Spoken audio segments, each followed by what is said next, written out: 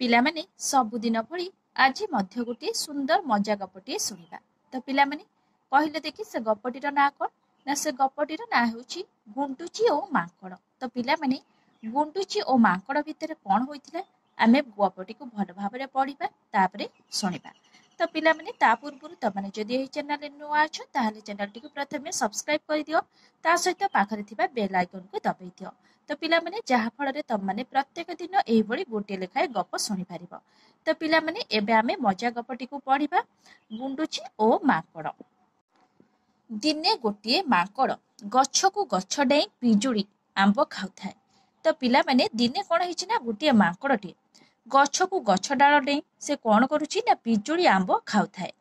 ଏମିତି ଡେଇଁ ଡେଇଁ ବୁଲୁଛି, ତା ଆଖି ଆଗରେ ପଡ଼ିଲା ଯେ ଗୋଟିଏ ଆତ ଗଛରେ ବହୁତ ଆତ ପାଚିଛି। ତ ପିଲାମାନେ ଦିନେ ଗୋଟିଏ ମାଙ୍କଡ଼ଟିଏ ଗଛକୁ ଗଛ ଡାଳ ଡେଇଁ ପିଜୁଳି ଆମ୍ବ ଖାଉଥିବା ସମୟରେ ସେ ହଠାତ୍ ତା ଆଖି ଆଗରେ କ'ଣ ପଡ଼ିଲା ନା ଗୋଟିଏ ଆତ ଗଛରେ ବହୁତ ଗୁଡ଼ିଏ ଆତ ପାଚିଛି। ସେ ହାତ ବଢ଼େଇ ଦେଖିଲା ଯେ ସେ ଯେଉଁ ଡାଳରେ ବସିଛି ଆତ ଆଣି ନ ପାଇବାରୁ ମନ ଖରାପ କରୁଥାଏ। ତ ପିଲାମାନେ ସେ ହାତ ବଢ଼େଇ ଦେଖିଲା ଯେ ସେ ଯେଉଁ ଡାଳରେ ବସିଛି ଆତ ଆଣି ନ ପାରିବାରୁ ମନ ଖରାପ କରୁଥାଏ। ସେ ଭାବୁଥାଏ ଯଦି ଡାଳକୁ ହଲେଇ ଦେବ ତେବେ ପାଚିଲା ଆତ ସବୁ ତଳେ ପଡ଼ି ନଷ୍ଟ ହୋଇଯିବ ଏବଂ ସେ ଆତ ଖାଇପାରିବନି। ତ ପିଲାମାନେ ସେ ପୁଣି ଭାବୁଥାଏ ଯେ ଯଦି ସେ ଡାଳକୁ ହଲେଇ ଦେବ ତେବେ ପାଚିଲା ଆତ ସବୁ ତଳେ ପଡ଼ି ନଷ୍ଟ ହୋଇଯିବ ଆଉ ସେ ଆତ ଖାଇପାରିବନି। ଆଉ ସେ ସେଠୁ ପିଲାମାନେ କ'ଣ କଲା ଦେଖିବା। ସେଇ ଆତ ଗଛଠୁ ଟିକିଏ ଦୂରରେ ଗୋଟିଏ ଗୁଣ୍ଡିଚି ବସା କରି ରହିଥାଏ। ଆଚ୍ଛା ପିଲାମାନେ କହିଲ ଦେଖି, ଗୁଣ୍ଡୁଚି ମାନେ କ'ଣ? ଗୁଣ୍ଡିଚି ମୂଷାକୁ ତମମାନେ ସମସ୍ତେ ଗାଁରେ ଦେଖିଥିବ। ସେଇ ଆତ ଗଛଠୁ ଟିକିଏ ଦୂରରେ ଗୋଟିଏ ଗୁଣ୍ଡିଚି ମୂଷା କ'ଣ କରିଛି ନା ବସା କରି ରହିଥାଏ। ଗୁଣ୍ଡୁଚି କଥା ମନେ ପକାଇ ମାଙ୍କଡ଼ ଡେଇଁ ଡେଇଁ ଯାଇ ତା ପାଖରେ ପହଞ୍ଚି କହିଲା। ତ ପିଲାମାନେ ଗୁଣ୍ଡୁଚି କଥା ମନେ ପକାଇ ମାଙ୍କଡ଼ ତା ପାଖକୁ ଡେଇଁ ଡେଇଁ ଯାଇ ତା ପାଖରେ ପହଞ୍ଚି କହିଲା, ହେ ଗୁଣ୍ଡୁଚି, ତୁମେ କେତେ ସୁନ୍ଦର, କେତେ ଭଲ ବି। ତୁମର ଘର ପରିବାର ସବୁ ଭଲ ତ? ଗୁଣ୍ଡୁଚି କହିଲା, ହଁ ମଉସା, ସବୁ ଭଲ। ତ ପିଲାମାନେ ସେଇଠୁ ଗୁଣ୍ଡୁଚି କଥା ମନେ ପଡ଼ିବାରୁ ମାଙ୍କଡ଼ଟି କ'ଣ କଲା ନା ଡେଇଁ ଡେଇଁ ଗୁଣ୍ଡୁଚି ପାଖକୁ ପହଞ୍ଚିଗଲା। ଗୁଣ୍ଡୁଚି ପାଖରେ ଯାଇ ସେ ଗୁଣ୍ଡୁଚିକୁ ଯାଇ କ'ଣ କହିଲା ନା, ଏ ଗୁଣ୍ଡୁଚି, ତୁମେ କେତେ ସୁନ୍ଦର, କେତେ ଭଲ ବି। ତୁମର ଘର ପରିବାର ସବୁ ଭଲ ତ? ଗୁଣ୍ଡୁଚି କହିଲା, ହଁ ମଉସା, ସବୁ ଭଲ, ଯାହା ଯେମିତି କରି ଚଳି ଯାଉଛୁ ଆଉ। ଗୁଣ୍ଡୁଚିର ଭଲ କଥା ପଚାରି ମାଙ୍କଡ଼ ଭାବିଲା ଗୁଣ୍ଡୁଚି ତା ସହ ମିଶି ଖୁସି ହେଉଛି। ତ ପିଲାମାନେ ସେଇଠୁ କ'ଣ ହେଲା, ମାଙ୍କଡ଼ ଯେତେବେଳେ ଗୁଣ୍ଡୁଚି ପାଖକୁ ଗଲା ଗୁଣ୍ଡୁଚିକୁ କହିଲା, ତୁମେ କେତେ ସୁନ୍ଦର ଆଉ କେତେ ଭଲ ବି, ତୁମ ଘର ପରିବାର ସବୁ ଭଲ, ଏଇସବୁ କଥା ଗୁଣ୍ଡୁଚିକୁ ପଚାରିଲା। ଆଉ ସେଠୁ ଗୁଣ୍ଡୁଚି କହିଲା, ହଁ ମଉସା, ସବୁ ଭଲ, ଯାହା ଯେମିତି କରି ଆମେ ଚଳି ଯାଉଛୁ। ଗୁଣ୍ଡୁଚିର ଭଲ କଥା ପଚାରି ମାଙ୍କଡ଼ ଭାବିଲା ଯେ ଗୁଣ୍ଡୁଚି ତା ସହ ମିଶି ବହୁତ ଖୁସି ହେଉଛି। ତ ପିଲାମାନେ ମାଙ୍କଡ଼ର ଚାଲାକି ଗୁଣ୍ଡୁଚି ଏପର୍ଯ୍ୟନ୍ତ ବୁଝି ପାରିଲାନି। ତ ପିଲାମାନେ ଦେଖିବା ତାପରେ ମାଙ୍କଡ଼ କ'ଣ କହିଲା ଗୁଣ୍ଡୁଚିକି। ଏଣୁ ମାଙ୍କଡ଼ ଭାବିଲା ଯେ ଗୁଣ୍ଡୁଚି ତା ସହ ସଙ୍ଗାତ ହେବା କଥା କହିଲେ ସେ ଖୁସି ହୋଇଯିବ ଏବଂ ମୁଁ ବି ମୋ କାମ କରେଇ ନେଇପାରିବି। ଏମିତି ଭାବି ମାଙ୍କଡ଼ ଗୁଣ୍ଡୁଚିକୁ କହିଲା, ତୁମେ କେବଳ ସୁନ୍ଦର ଏବଂ ଭଲ ଏତିକି ନୁହେଁ, ତୁମେ ବହୁତ ବୁଦ୍ଧିଆ ବି। ଏଣୁ ମୁଁ ତୁମ ସହ ସାଙ୍ଗ ହେବାକୁ ଚାହୁଁଛି। ତ ପିଲାମାନେ ମାଙ୍କଡ଼ କ'ଣ ଭାବିଲା ନା ଗୁଣ୍ଡୁଚିକୁ ସେ ଯେପରି କହିଲା କି ତୁମେ ଦେଖିବାକୁ ବହୁତ ସୁନ୍ଦର ଆଉ ବହୁତ ଭଲ ବି, ଏ କଥା ପଚାରିବାରୁ ମାଙ୍କଡ଼ ମନେ ମନେ କ'ଣ ଭାବିଛି ନା ଗୁଣ୍ଡୁଚି ତା କଥା ଶୁଣି ବହୁତ ଖୁସି ହେଇଯାଉଛି। ଆଉ ମାଙ୍କଡ଼ ଶେଷରେ କ'ଣ ଭାବିଛି ନା ଶେଷରେ ସେ ଭାବିଛି ଗୁଣ୍ଡୁଚିକୁ ସଙ୍ଗାତ କରିବ ବୋଲି ବା ତା ସହିତ ସାଙ୍ଗ ହେବ ବୋଲି। ଆଉ ସେ ଏହି କଥା ଭାବିଛି କ'ଣ ନା ସେ ଏହି କଥା ଗୁଣ୍ଡୁଚିକୁ କହିବ। ଆଉ ଗୁଣ୍ଡୁଚି ଏ କଥା ଶୁଣିଲେ ବହୁତ ଖୁସି ହୋଇଯିବ ଏବଂ ମୁଁ ବି ମୋ କାମ କରେଇ ନେଇପାରିବି। ମାଙ୍କଡ଼ କ'ଣ କହୁଛି ନା ମୁଁ ବି ମୋ କାମ କରେଇ ନେଇପାରିବି। ତାହେଲେ କ'ଣ କିଛି ଗୋଟେ ମନ୍ଦ ଉଦ୍ଦେଶ୍ୟ ରଖି ସେ ଗୁଣ୍ଡୁଚି ସାଙ୍ଗ ହେଉଛି। ଏମିତି ଭାବି ମାଙ୍କଡ଼ ଗୁଣ୍ଡୁଚିକୁ କହିଲା କ'ଣ, ତୁମେ କେବଳ ସୁନ୍ଦର ଆଉ ଭଲ ନୁହେଁ, ତୁମେ ବହୁତ ବୁଦ୍ଧିଆ ବି। ଏଣୁ ମୁଁ ତୁମ ସହ ସାଙ୍ଗ ହେବାକୁ ଚାହୁଁଛି। ସେଇଠୁ ମାଙ୍କଡ଼ କହୁଛି, ତୁମେ ଖାଲି ଦେଖିବାକୁ ସୁନ୍ଦର ଆଉ ଭଲ ନୁହଁ, ତୁମେ ବହୁତ ବୁଦ୍ଧିଆ ବି। ଏଣୁ ମୁଁ ତୁମ ସହ ସାଙ୍ଗ ହେବାକୁ ଚାହୁଁଛି। ତ ପିଲାମାନେ ଏ କଥା ଯେତେବେଳେ ମାଙ୍କଡ଼ ଗୁଣ୍ଡୁଚିକୁ କହିଲା, ଗୁଣ୍ଡୁଚି କ'ଣ କହିଲା ଦେଖିବା। ଗୁଣ୍ଡୁଚି ଏ କଥା ଶୁଣି ମନେ ମନେ ଭାବିଲା ଯେ ମାଙ୍କଡ଼ ତା ଠାରୁ ବହୁତ ବଡ଼। ତ ପିଲାମାନେ ଗୁଣ୍ଡୁଚି ଯେତେବେଳେ ଏ କଥା ଶୁଣିଛି, ମାଙ୍କଡ଼ ତାକୁ ଯେତେବେଳେ ତା ସାଙ୍ଗ ହେବା କଥା କହିଛି, ଗୁଣ୍ଡୁଚି ମନେ ମନେ ଭାବିଲା ଯେ କ'ଣ ନା ମାଙ୍କଡ଼ ତାଠାରୁ ଦେଖିବାକୁ ଏତେ ବଡ଼, ଆଉ ସେ କ'ଣ କହୁଛି ନା ମୋ ସାଙ୍ଗ ହେବ ହେଲା। ତା ସହ ସାଙ୍ଗ ହେଲେ ସିଏ ବି କେବେ ଗୁଣ୍ଡିଚିକୁ ସାହାଯ୍ୟ କରିପାରେ। ତ ଗୁଣ୍ଡିଚି ମୂଷା ଭାବୁଛି କ'ଣ, ମାଙ୍କଡ଼ ସହ ଯଦି ସାଙ୍ଗ ହୁଏ ମାଙ୍କଡ଼ କେବେ ନା କେବେ ଗୁଣ୍ଡିଚି ମୂଷାକୁ ସାହାଯ୍ୟ କରିପାରେ। ତା ସହ ସାଙ୍ଗ ହେଲେ ଯଦି କେହି ଗୁଣ୍ଡିଚିକୁ ଶତ୍ରୁ ଭାବ ଦେଖାଏ କି କେହି ତାକୁ ଧମକାଏ, ତେବେ ମାଙ୍କଡ଼କୁ ଏ କଥା ସେ କହିଦେବ ଏବଂ ମାଙ୍କଡ଼ କଥା ଶୁଣି ସେ ନିଶ୍ଚୟ ଡରିବ। ତ ପିଲାମାନେ ଗୁଣ୍ଡିଚି ମୂଷା ପୁଣି କ'ଣ କହୁଛି ନା ମାଙ୍କଡ଼ ସହ ସାଙ୍ଗ ହେଲେ ଯଦି କେହି ଗୁଣ୍ଡିଚିକୁ ଶତ୍ରୁଭାବ ଦେଖାଏ ବା ତାକୁ କେହି ଶତ୍ରୁଭାବ ଯଦି କିଏ ଦେଖାଏ କିମ୍ବା ତା ସାଙ୍ଗ ନ ହୁଏ କିମ୍ବା ତାକୁ ଧମକ ଚମକ ଦିଏ, ତେବେ ସେ ମାଙ୍କଡ଼କୁ ଏ କଥା କହିଦେବ ଏବଂ ମାଙ୍କଡ଼ କଥା ଶୁଣି ସେ ନିଶ୍ଚୟ ଡରିବ। ପୁଣି ମାଙ୍କଡ଼ ତା ସହ ସାଙ୍ଗ ହେବାକୁ ପ୍ରଥମେ ମାଙ୍କଡ଼ ତା ତରଫରୁ ପ୍ରସ୍ତାବ ଦେଇଛି। ତ ପିଲାମାନେ ମାଙ୍କଡ଼ ପ୍ରଥମେ ଗୁଣ୍ଡିଚିକୁ କହିଛି ସାଙ୍ଗ ହେବା କଥା କହିଛି। ତ ସେଥିପାଇଁ ଗୁଣ୍ଡିଚି ମୂଷା ମନେ ମନେ ବହୁତ ଖୁସି ହୋଇଯାଇଛି। ତ ମାଙ୍କଡ଼ ଦେଖିବାକୁ ତାହାରଠୁ କ'ଣ ବହୁତ ବଡ଼, ସେଥିପାଇଁ କ'ଣ ନା ସେ ବହୁତ ଖୁସି ହୋଇଯାଇଛି। ଯେହେତୁ ମାଙ୍କଡ଼ ତା ତରଫରୁ ପ୍ରଥମେ ସେ ପ୍ରସ୍ତାବ ଦେଇଛି ଗୁଣ୍ଡିଚିକୁ କି ମୁଁ ତୋର ସାଙ୍ଗ ହେବି, ସେଥିପାଇଁ ଗୁଣ୍ଡିଚି ମୂଷା ବହୁତ ଖୁସି ହୋଇଯାଇଛି। ଦେଖିବା ପିଲାମାନେ ତାପରେ କ'ଣ ହେଲା, ଯଦି କେହି ଜଣକୁ ସାଙ୍ଗ ହେବାର କଥା ତା ପଟରୁ କହୁଛି ତାକୁ ମନା କରିବା ଠିକ୍ ହେବ ନାହିଁ। ଗୁଣ୍ଡିଚି ମନରେ ଏମିତି ଆସିବାରୁ ସେ ମାଙ୍କଡ଼କୁ କହିଲା, ମଉସା ତୁମେ ବଡ଼ ହେଲେ ବି ମୋ ସହ ସାଙ୍ଗ ହେବାକୁ ହାତ ବଢ଼େଇଛ, ଏଣୁ ମୁଁ ତୁମର ପ୍ରସ୍ତାବକୁ ଖୁବ୍ ଆଦରରେ ଗ୍ରହଣ କରୁଛି। ତ ପିଲାମାନେ ଗୁଣ୍ଡିଚି ମୂଷା କ'ଣ କହୁଛି ନା ଯଦି କେହି ତମକୁ ପାଟିରେ କହେ ଯେ ତମ ସାଙ୍ଗ ହେବା ପାଇଁ, ତ ତାକୁ ମନା କରିବା ଆଦୌ ଠିକ୍ ନୁହେଁ। ତୁମେ ବଡ଼ ହେଲେ ବି ମୋ ସହ ସାଙ୍ଗ ହେବାକୁ ହାତ ବଢ଼େଇଛ, ଏଣୁ ମୁଁ ତୁମର ପ୍ରସ୍ତାବକୁ ଖୁବ୍ ଆଦରରେ ଗ୍ରହଣ କରୁଛି। ତ ଗୁଣ୍ଡିଚି ମୂଷା ମାଙ୍କଡ଼କୁ ଏହିଭଳି ଭାବରେ କହୁଛି କି ତମେ ବଡ଼ ହେଲେ ବି ମୋ ସହ ସାଙ୍ଗ ହେବା ପାଇଁ ହାତ ବଢ଼େଇଛ, ଏଣୁ ମୁଁ ତୁମର ଏହି ପ୍ରସ୍ତାବକୁ ଖୁବ୍ ଆଦରରେ ଖୁବ୍ ସ୍ନେହରେ ଗ୍ରହଣ କରୁଛି। ମୁଁ ତମକୁ କେବେ ବି ମନା କରିବି ନାହିଁ। ମାଙ୍କଡ଼ ଖୁବ୍ ଖୁସି ହୋଇ କହିଲା, ଗୁଣ୍ଡିଚି ତୁମେ ମୋତେ ଆଉ ମଉସା ବୋଲି ଡାକିବନି। ମୁଁ ତୁମର ସାଙ୍ଗ ହେଲା ପରେ ଏଇ ମଉସା ପୁତୁରା କଥା ଉଠାଅନା। ତ ପିଲାମାନେ ଗୁଣ୍ଡିଚିର ଏଇ କଥା ଶୁଣିବା ପରେ ମାଙ୍କଡ଼ ଖୁବ୍ ଖୁସି ହୋଇଗଲା। ଆଉ ଖୁସି ହୋଇ କହିଲା କ'ଣ ନା ଗୁଣ୍ଡିଚି ତୁମେ ମୋତେ ଆଉ ମଉସା ବୋଲି ଡାକିବନି। ମୁଁ ତୁମର ସାଙ୍ଗ ହେଲା ପରେ ଏ ମଉସା ପୁତୁରା କଥା ଉଠାଅନା। ତୁମେ ଏଣିକି ମୋତେ ସାଙ୍ଗ ବୋଲି ଡାକିବ। ତ ପିଲାମାନେ ସେଠୁ ମାଙ୍କଡ଼ କ'ଣ କହୁଛି ନା ଗୁଣ୍ଡିଚିକୁ ନା ତୁମେ ଏବେ ମୋତେ ସାଙ୍ଗ ବୋଲି ଡାକିବ, ଆଉ କ'ଣ ମଉସା ବୋଲି ଡାକିବ ନାହିଁ। ସାଙ୍ଗ ସମ୍ପର୍କ ବହୁତ ବଡ଼। ତ ପିଲାମାନେ ସାଙ୍ଗର ସମ୍ପର୍କ ହେଉଛି ବହୁତ ବଡ଼। ଏ କଥା କିଏ କହୁଛି ନା ମାଙ୍କଡ଼ କହୁଛି ଗୁଣ୍ଡିଚିକୁ। ଏଣୁ ତୁମେ ମୋ ସହ ସାଙ୍ଗ ଭଳି କଥାବାର୍ତ୍ତା ଏବଂ ବ୍ୟବହାର କରିବ। ତୁମେ କ'ଣ କରିବ ନା ତୁମେ ମୋ ସହ ସାଙ୍ଗ ଭଳି କଥାବାର୍ତ୍ତା କରିବ ଆଉ ବ୍ୟବହାର ମଧ୍ୟ କରିବ। ଏଣିକି ଦରକାର ବେଳେ ମୁଁ ତୁମକୁ ସାହାଯ୍ୟ କରିବି। ମୋର ଦରକାର ବେଳେ ତୁମେ ବି ମୋତେ ସାହାଯ୍ୟ କରିବ। ମାଙ୍କଡ଼ କଥାରେ ଗୁଣ୍ଡୁଚି ହଉ କହି ତା ଘରକୁ ଯିବାକୁ ବାହାରିଛି। ତ ମାଙ୍କଡ଼ କହିଲା, ସାଙ୍ଗ ଆଜି ଟିକେ ମୋର ଖାଇବା ଭଲ ହେଇନି। ତ ପିଲାମାନେ କ'ଣ ହେଲା ସେଇଠୁ ନା ମାଙ୍କଡ଼ କହୁଛି ଗୁଣ୍ଡୁଚିକି ତମେ ମୋତେ ଆଉ କ'ଣ ନା ମଉସା ବୋଲି ଡାକିବନି, ତମେ ଆଜିଠୁ ମୋତେ ସାଙ୍ଗ ବୋଲି ଡାକିବ। ସାଙ୍ଗର ସମ୍ପର୍କ ବହୁତ ବଡ଼, ଏଣୁ ତୁମେ ମୋ ସହ ସାଙ୍ଗ ଭଳି କଥାବାର୍ତ୍ତା କରିବ ଆଉ ସାଙ୍ଗ ଭଳି ବ୍ୟବହାର ମଧ୍ୟ କରିବ। ଏଣିକି ଦରକାର ବେଳେ ମୁଁ ତୁମକୁ ସାହାଯ୍ୟ କରିବି, ମୋର ଦରକାର ବେଳେ ତୁମେ ମୋତେ ସାହାଯ୍ୟ କରିବ।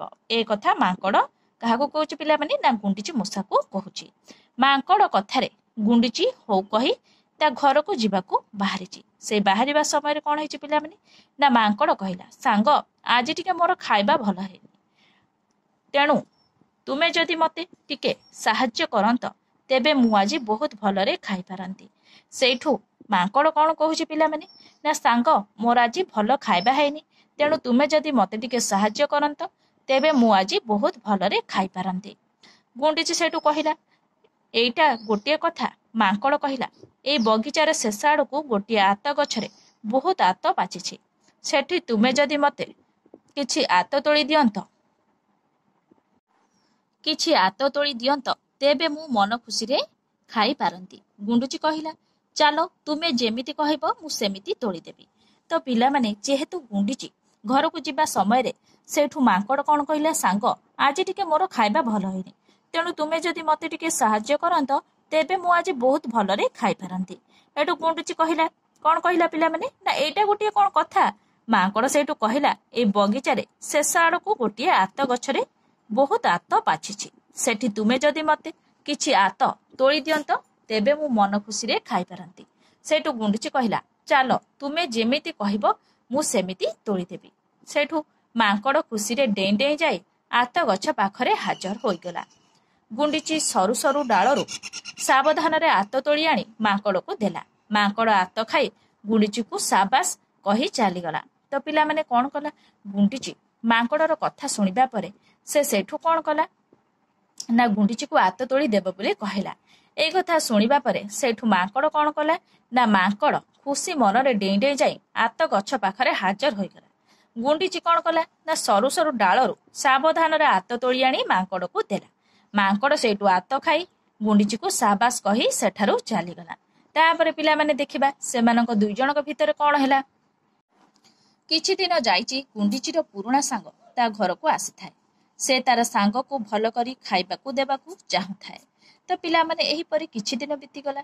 କିଛି ଦିନ ଯାଇଛି ସେଠୁ ଗୁଣ୍ଡୁଚିର କ'ଣ ହେଲା ନା ପୁରୁଣା ସାଙ୍ଗ ତା ଘରକୁ ଆସିଥାଏ। ସେ ତାର ସାଙ୍ଗକୁ ଭଲ କରି ଖାଇବାକୁ ଦେବାକୁ ଚାହୁଁଥାଏ।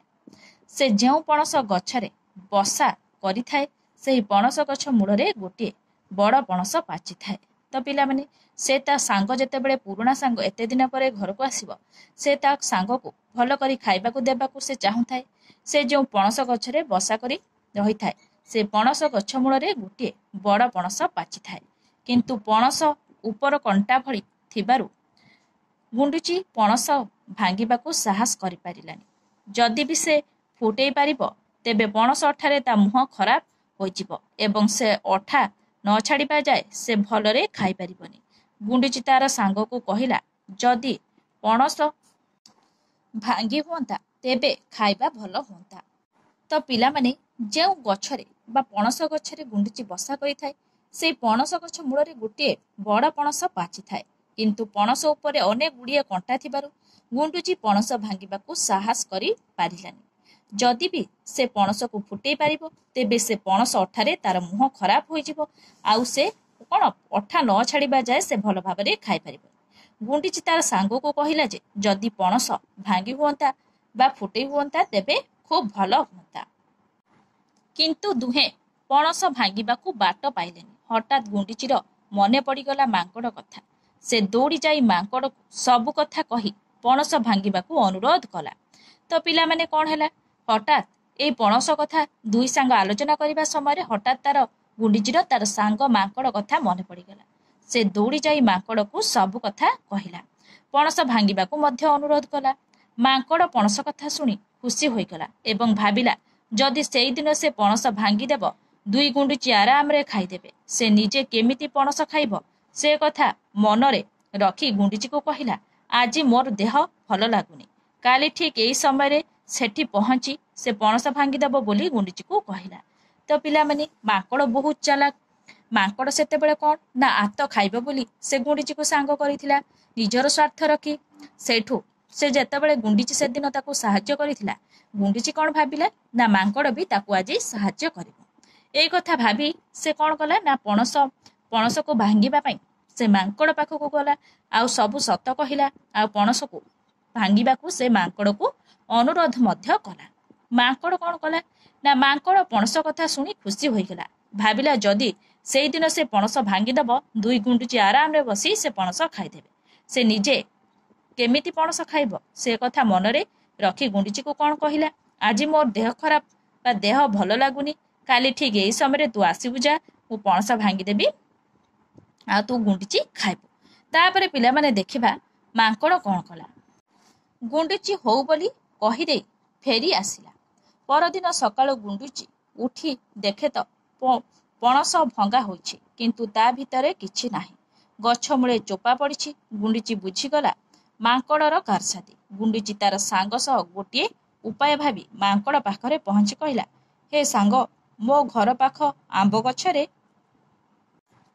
ବଢ଼ିଆ ମହୁ ହେଇଛି, ତୁମେ ସେଠାରେ ପହଞ୍ଚି ଆଣିଲେ ଆମେ ସମସ୍ତେ ଖୁସିରେ ଖାଇବା। ତ ପିଲାମାନେ କ'ଣ ହେଲା ନା ଗୁଣ୍ଡୁଚିକି ଯେତେବେଳେ ମାଙ୍କଡ଼ କ'ଣ କହିଲା, ତୁ ଯା, କାଲି ଠିକ୍ ଏଇ ସମୟରେ ଆସିବୁ, ମୁଁ ଯାଇ ପଣସ ଭାଙ୍ଗିଦେବି, ତୁ ମନ ଖୁସିରେ ଖାଇବୁ। ଗୁଣ୍ଡୁଚି ମଧ୍ୟ ତା କଥାକୁ ବିଶ୍ୱାସ କରିଗଲା। ଗୁଣ୍ଡୁଚି ହଉ ବୋଲି କହି ସେଠାରୁ କ'ଣ ଫେରି ଆସିଲା। ପରଦିନ ସକାଳୁ ଗୁଣ୍ଡୁଚି ଉଠି ଦେଖିଲା କ'ଣ ନା ପଣସ ଭଙ୍ଗା ହୋଇଛି କିନ୍ତୁ ତା ଭିତରେ କ'ଣ ପଣସ ନାହିଁ। ଗଛ ମୂଳେ ଚୋପା ଖାଲି ପଡ଼ିଛି। ଗୁଣ୍ଡିଚି ବୁଝିଗଲା ଯେ ଏସବୁ କାରସାଦି ମାଙ୍କଡ଼ କରିଛି ହେଲା। ତାପରେ ଗୁଣ୍ଡିଚି ତାର ସାଙ୍ଗ ସହ ଗୋଟିଏ ଉପାୟ ଭାବି ମାଙ୍କଡ଼ ପାଖରେ ପହଞ୍ଚି କହିଲା, ହେ ସାଙ୍ଗ, ମୋ ଘର ପାଖ ଆମ୍ବ ଗଛରେ ବଢ଼ିଆ ମହୁ ହେଇଛି। ତୁମେ ସେଠାରେ ପହଞ୍ଚି ଆଣିଲେ ଆମେ ସମସ୍ତେ ଖୁସିରେ ଖାଇବା। ତୁମେ ଯାଅ ସେଠାରୁ କ'ଣ ମହୁ ଆଣିବ, ଆମେ ସମସ୍ତେ ଖୁସିରେ ଖାଇବା।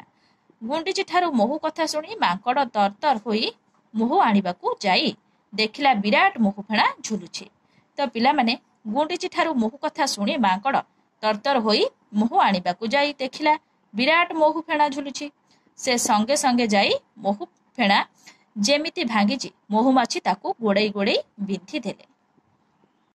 ତ ପିଲାମାନେ, ଗୁଣ୍ଡିଚି ପାଟିରୁ ଯେତେବେଳେ ମହୁ କଥା ଶୁଣିଛି ମାଙ୍କଡ଼, ସେ କ'ଣ କରିଛି ନା ପଣସ ଭଳି ସେ କ'ଣ ମହୁ ଖାଇବ ବୋଲି ବହୁତ ଖୁସି ହୋଇଯାଇଛି। ଆଉ ସେ କ'ଣ କରିଛି ନା ତରତର ହୋଇ ସେ ମହୁ ଆଣିବାକୁ ଯାଇ ଦେଖିଲା ବିରାଟ ମହୁ ଫେଣା ଆମ୍ବ ଗଛରେ ଝୁଲୁଛି। ସେ ସଙ୍ଗେ ସଙ୍ଗେ ଯାଇ ମହୁ ଫେଣା ଯେମିତି ଭାଙ୍ଗିଛି ମହୁମାଛି ତାକୁ ଗୋଡ଼େଇ ଗୋଡ଼େଇ ବିନ୍ଧି ଦେଲେ।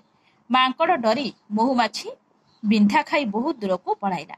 ତ ପିଲାମାନେ, ଯେହେତୁ ମହୁ ବସା ଭାଙ୍ଗିବାକୁ ମାଙ୍କଡ଼ ଯାଇଛି, ସେଠୁ ମହୁମାଛି ମାନେ କ'ଣ କଲେ ନା ମାଙ୍କଡ଼କୁ ଘେରିଗଲେ ଆଉ ଗୋଡ଼େଇ ଗୋଡ଼େଇ ବିନ୍ଧିଲେ। ସେଠୁ ମାଙ୍କଡ଼ ଡରି ମହୁମାଛି ବିନ୍ଧା ଖାଇ ବହୁତ ଦୂରକୁ ପଳାଇଲା।